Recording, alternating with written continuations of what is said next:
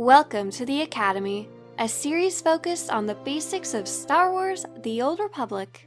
If you've just gotten into the game or used a level up token, there are 4 main things you can do after you finish the main storyline and have reached level 70. There's PvE, PvP, leveling, and collecting. PvE is anything you do against the computer, not against another player. The 2 main group PvE things you can do once you hit level 70 are Flashpoints and Operations. Flashpoints are something that you can do with a group of 4 people, and they can be very easy or they can be very, very hard. Uprisings are very similar to Flashpoints, except that they're more fast-paced and have less story attached to them. There's no cutscenes, and the time between bosses is very short. If you want to start getting into Flashpoints, you want to make sure you have at least a piece of gear in every slot, and you can jump into them by clicking the icon of 3 little people near your minimap. On that panel, you can sign up for tactical flashpoints or story uprisings if you're new to group content. Hard mode flashpoints and veteran uprisings are more challenging than the tactical versions and require more gear and experience. Once you've chosen which type of flashpoint you want to do, you can queue up and you'll get paired up with 3 other people, and the main thing you need to do is just follow everybody else and watch chat and make sure to pew pew things. Operations are a lot harder, and they're also more difficult to get into, but in my opinion, they're some of the funnest content in the entire game. There are 8-man groups that you work with 7 other people, and you each have a very set role to do. You do damage, or you're a tank, or you're a healer. You can queue up for operations the same way as Flashpoints with the group finder, but the more common way to get into them is to watch chat, usually on the fleet, and look for groups that are looking for more people to join in.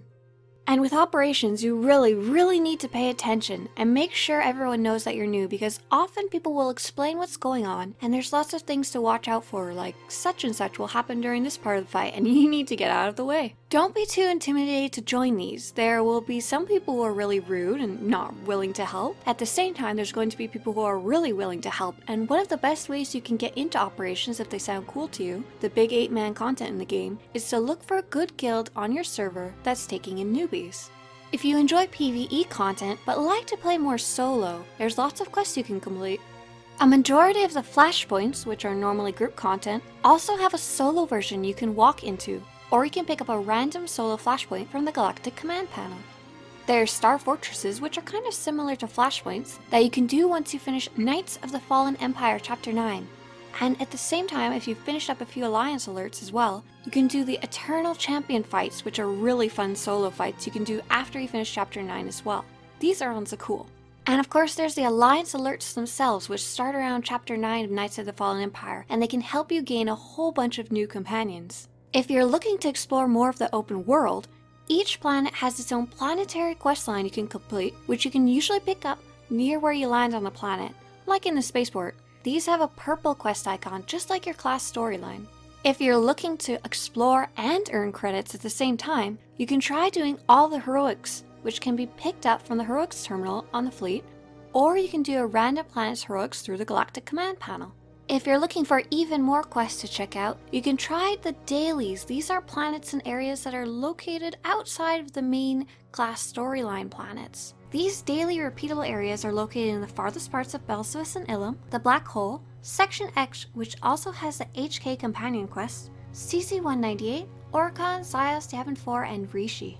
Some of these are just sets of daily quests you can pick up, and others actually have their own storyline. If you're looking for a really different style of gameplay, you can also try space missions. You pick them up on your ship, near your ship's map, and you get to fly your ship and save space stations, shoot down enemy ships, and fly through asteroid fields.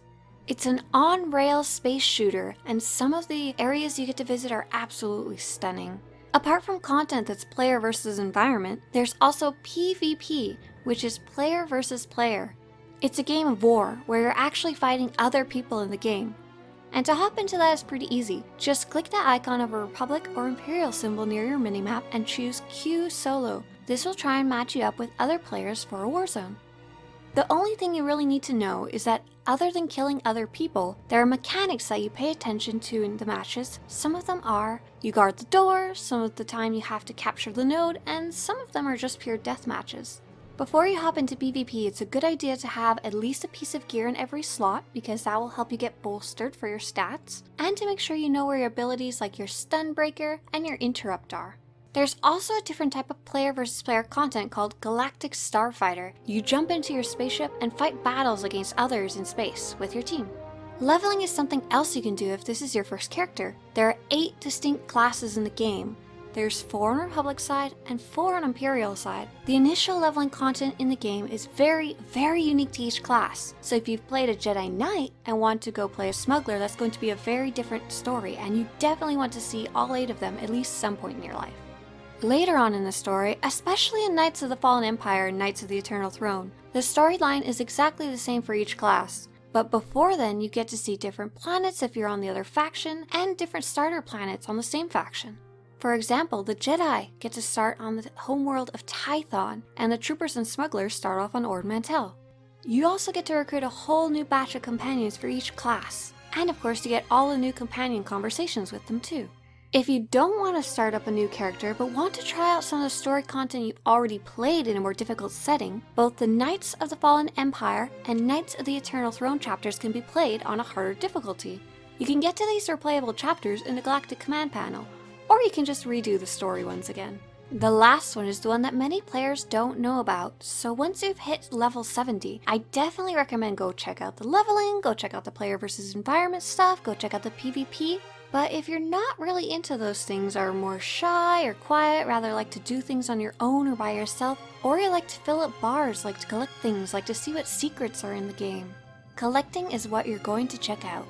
There's reputation, and you can see your reputation by opening the legacy panel up in the menu. It looks like a little shield in the drop down menu under the icon of a character, and you just click on it and click reputation on the left, and there's a whole bunch of different groups you can gain reputation with by doing certain quests or certain heroics, or some of them only happen during certain parts of the year.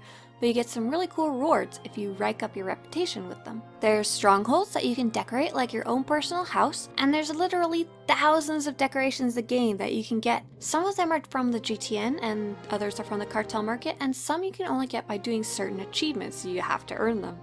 There's pets that you can collect, and there's lots of pets that you can't get, but there's hundreds if you can. If you want to know about some of the cool ones you can actually collect, earn in-game that you don't have to buy, just search online for SWTOR secret pets and there's a guide up. And of course, there's all other types of things you can collect. There's mounts, emotes, color crystals, and of course hundreds of outfits and weapons. Just pick what you're interested in and start working towards it. If you need money, you can always do heroics and start saving up. If you're more interested in collecting useful things rather than cosmetic ones, crafting might be right up your alley. You can start crafting in the Strongholds and Crew Skills section of the fleet, and you can pick up 1 crafting skill and 2 gathering skills to match it. You can gain materials through gathering with gathering missions or picking up rough materials around the galaxy. And you can get new schematics from your crafting trainer and from Galactic Command crates. With the new Galactic Command panel, it's easier than ever to see what activities you can hop into at level 70. Press Ctrl-G to open the Galactic Command panel, or choose Galactic Command in the drop-down menu under the icon of a quest triangle. From this panel, you can jump right into story chapters, flashpoints, uprisings, operations, warzones, starfighter, and heroics. Everything in this panel, as well as a few other quests around the world, also help you gain Galactic Command points, which will eventually turn into level 70 armor you can wear. There's no end of activities you can check out when you hit level 70, and I recommend you try out each one of them at least once to see if you like. If you really want to get into it, there's also role-playing as well. You just need to find the right people to do it with. Role-playing is a way of creating a story with others outside of the stories already in the game, and you aren't constrained by things like level or class. It's usually done in chat with 2 or more people, kind of like a play or acting as your own characters. You and your friends get to decide how your characters act and what exact adventure you're going to go on. If you're interested in learning more or trying out any of the things I've mentioned in this video, I've created 40 plus videos that are part of a video collection, The Academy, a series focused on the basics of Star Wars: The Old Republic. I've made videos on role-playing, getting cool armor, reputation, operations, flashpoints, crafting, PvP, leveling, and more. Don't be afraid to get out there and try that new content scattered across the entire galaxy. And if you need any help, feel free to ask a question in the comments. I hope you've enjoyed this episode of The Academy. If you want to show your support for this series, or to have new Swtorista videos show up on your YouTube homepage, subscribe to this channel.